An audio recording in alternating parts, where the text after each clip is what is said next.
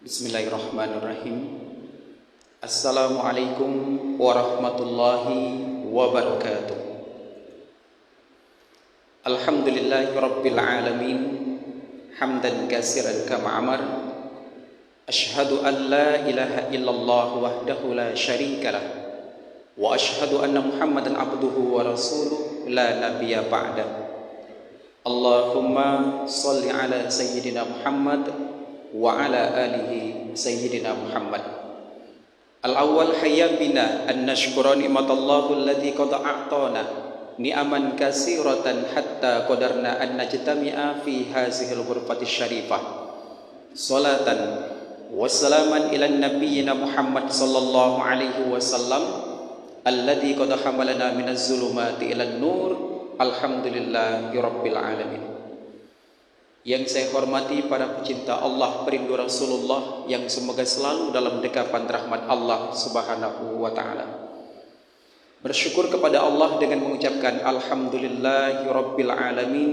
Salawat dan salam semoga selalu tercurahkan buat Sayyidul Anbiya wal Mursalin, pemimpin seluruh nabi dan rasul, Muhammad Rasulullah sallallahu alaihi wasallam, dengan melafazkan Allahumma sholli ala sayyidina Muhammad wa ala alihi sayyidina Muhammad. Assalamualaikum ya Rasulullah. Bapak Ibu yang dirahmati Allah Subhanahu wa taala, salah satu fadilah orang yang duduk di majelis ilmu adalah, kata Rasulullah dari Abu Hurairah, wa haffatshumul malaikah, akan dikelilingi para malaikat. Selama kita duduk dalam majelis ilmu, selama itu juga malaikat tak berhenti mendoakan kita. 1 jam kita duduk majelis ilmu, 1 jam tak berhenti malaikat mendoakan kita. Andaikan orang tahu tentang fadilah keutamaan majelis ilmu, sakit pun mau dia datang, ditinggalkan pekerjaan, tapi hanya mendapat hidayah yang bisa hadir di rumah Allah. Semoga kita istiqomah di jalannya, amin ya rabbal alamin. Dan akan terciptalah silaturahmi di antara kita dengan hadir majelis ilmu.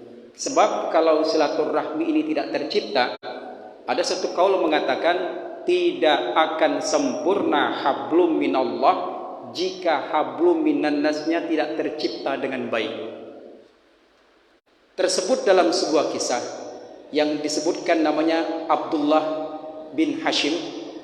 Itu Abu Hashim ini tiap malam tak pernah tinggal salat tahajud, tak pernah tinggal zikir kepada Allah, tak pernah tinggal bermunajat kepada Allah tiap malam.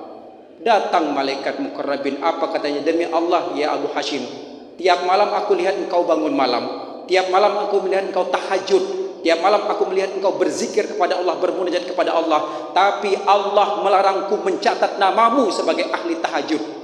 Sebab apa? Kau fokus dengan ibadah, tetanggamu kelaparan tak kau pedulikan, tetanggamu sakit tak kau perhatikan. Kau fokus ibadah kepada Allah, dengan manusia kau tidak baik. Maka inilah tanda manusia yang ahli ibadah tapi rugi di mata Allah Subhanahu wa taala. Sering terjadi di antara kita fokus sholat tapi dengan keluarga tidak pernah akur. Rajin baca Al-Quran tapi perkataan sering menyakiti manusia.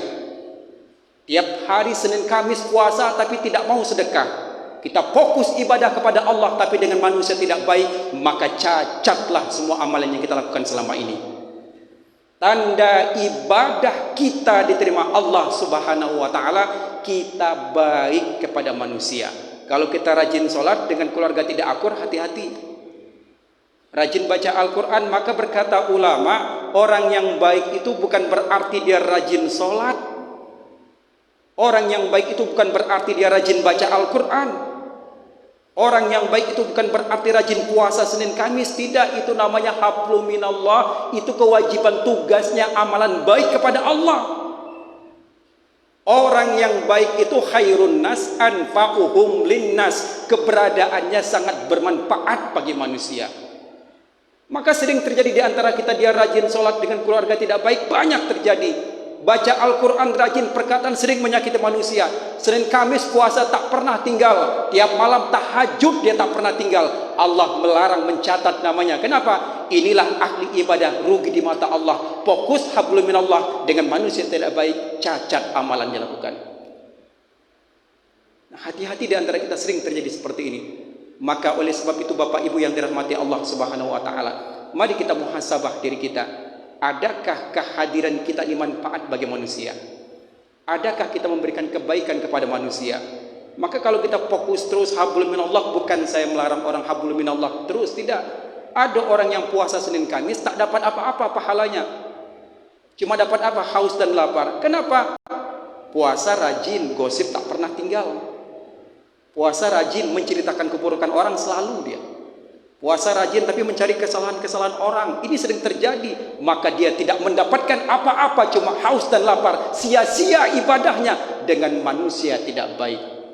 Itulah salah satu akibat orang yang memutuskan silaturahmi tak baik dengan manusia. Salah satunya putus rahmat dari Allah, yang kemudian amalannya tak diterima Allah Subhanahu wa taala.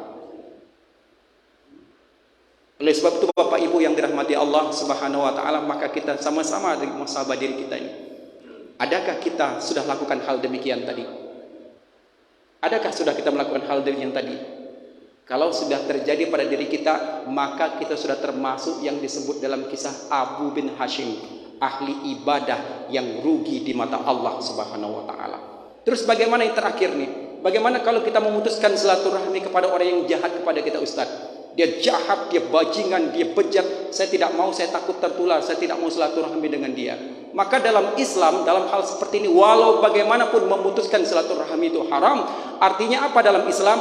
Bencilah sama dosa, tapi jangan benci dengan pendosa. Bencilah dengan perbuatannya, tapi jangan benci dengan orangnya. Kalau kita benci dengan orang, berarti hati kita yang ada penyakit, kita yang ada masalah. Ini sering terjadi. Siapa yang tak pernah berbuat salah? Sudah cukup Allah menutupi kesalahan kita, jangan buka aib orang lain lagi. Maka dalam hal seperti ini kita simpulkan yang terakhir, kita jangan pernah memutuskan silaturahmi, apapun itu. Soal dia memutuskan itu hubungan urusannya kepada Allah. Yang jelas kalau dia sudah memutuskan, hubungan kita terus berbuat baik. Kewajiban kita berbuat baik terus berbuat baik. Maka inilah tanda ibadah kita diterima Allah, kita baik kepada sesama. Kalau tidak baik, berarti ibadahnya bermasalah, dan tanda ibadah diterima Allah, dia baik kepada sama. Kalau tidak baik, maka ibadahnya bermasalah. Ahli ibadah yang rugi di mata Allah, dia fokus hablum minallah, tapi dengan manusia tidak baik, maka inilah termasuk orang yang paling rugi nanti di akhir kiamat. Maka ibu, bapak yang dirahmati Allah, cukup pada pertemuan yang singkat ini saya simpulkan, yang pertama, istiqomahlah kita dalam majelis ilmu. Yang kedua, kita jaga hubungan kita kepada manusia. Mudah-mudahan dengan jaga hubungan dengan manusia, baik juga hubungan kita kepada Allah. Tanda sempurna hablum minallah, kita saling bersilaturahmi kepada manusia. Semoga dengan silaturahmi Allah sambungkan juga silaturahmi kepada kita semua. Yang memutuskan silaturahmi, Allah putuskan juga silaturahmi dengan hamba. Allah langsung menyatakan dalam hadis kursi, jangan sampai kita putus rahmat dari Allah gara-gara kita putuskan silaturahmi kepada sesama manusia. Demikian kajian yang singkat ini, semoga Allah istiqomahkan hati kita. Dan kepada Allah saya mohon ampun, kepada hadirin saya mohon maaf. Kita tutup dengan zikir kafaratul majlis. Subhanallah wa bihamdika asyhadu an la ilaha illa anta astaghfiruka wa atubu ilaik. Akhirul kalam, assalamualaikum warahmatullahi wabarakatuh.